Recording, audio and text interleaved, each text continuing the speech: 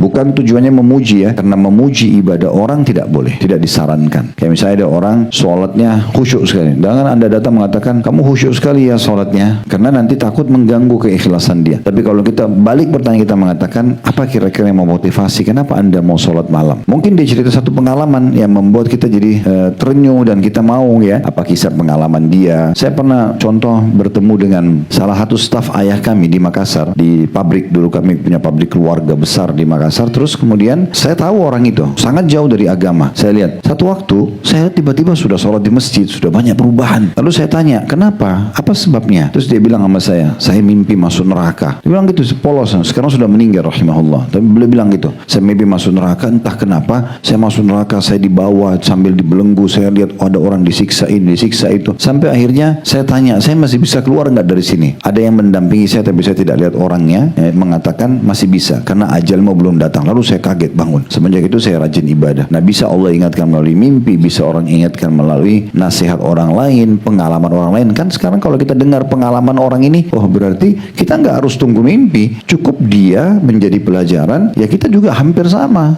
kita harus ambil pelajaran. Nggak harus, oh kalau gitu saat saya tunggu dulu mimpi saya masuk neraka juga, baru saya mau tobat. Jangan, karena cukup satu orang jadi pelajaran. Cukup Fir'aun ditenggelamkan karena kufur kepada Allah. Jangan bilang saya kufur dulu, saya punya kerajaan dulu di Mesir, baru saya mau seperti dia. Nggak bisa gitu kan. Cukup. Kalau ada orang yang sempat melakukan maksiat, misal dia masih selamat dari hukuman Allah, itu bukan berarti prestasi. Seperti ada orang kadang-kadang merokok, ditanya kenapa kamu nggak berhenti merokok? Itu banyak orang yang meninggal merokok loh.